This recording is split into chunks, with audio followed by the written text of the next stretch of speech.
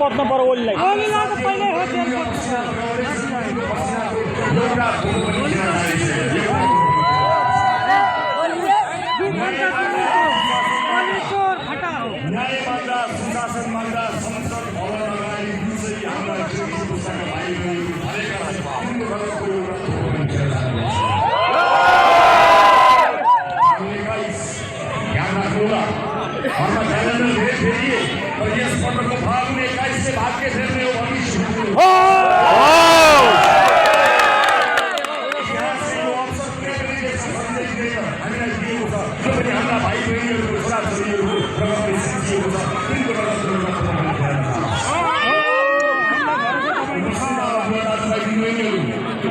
राष्ट्रपालले 101 उम्मेदवारहरूलाई लिएर आएको छ।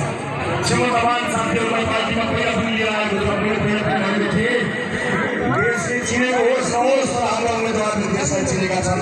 21 जना सांसदले सिङ्गो सदनमा हल्लाएका हुन्। तपाईँलाई थाहा छ होला। मिलाउने सदन पिउजाएका 21 जना सांसद थिए।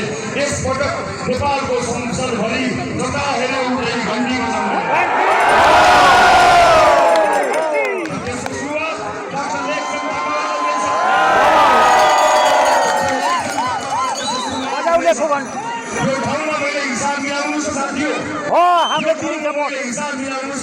मेरा पनि कयौं पसिनाका धारा यही बगेका छन्।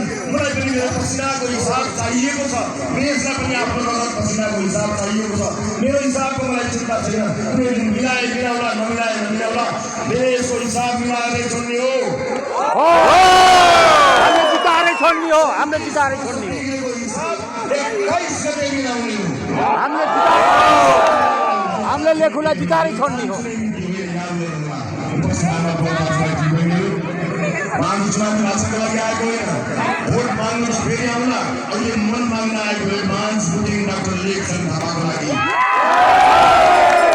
कसैको घरमा सल्लाह हुन बाँकी छ भने आजै सल्लाह गर्नुहोस्। 21 दायाँ बायाँ हुन पाइँदैन। सल्लाह भइसक्यो छ।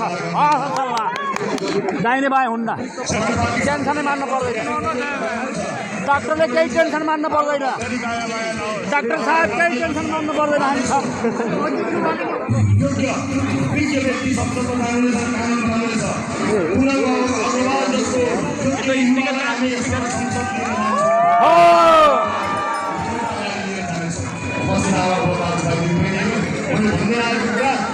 जस्तो हुन्छ होला। दोहोऱ्याउनु पनि यही हो, भन्ने पनि यही हो। मेरा कुरा फेरि एकपटक यहाँ बताउन चाहन्छु। कसैले भनेको सुनेको छु समानुपातिकमा एउटालाई प्रत्यक्षमा अर्कोलाई, कुनै अर्को पार्टीलाई समानुपातिकमा कुनै अर्को उम्मेदवारलाई प्रत्यक्षमा यस्तो गाई पनि खास खास कुछ मैले सुनेको छु। होइन, भ्रष्टाचार पुरै फैलियो अहिले पुरै घन्टीमा।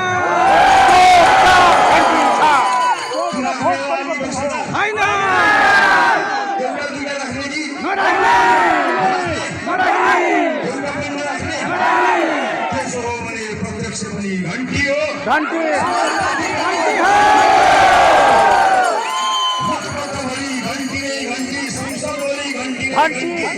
एउटा पार्टी, एउटा देश, एउटा चुनाव चिन्ह, एउटा प्रधानमन्त्री, एउटा सभापति, बहुमतको राष्ट्रपा सरकार जिन्दाबाद।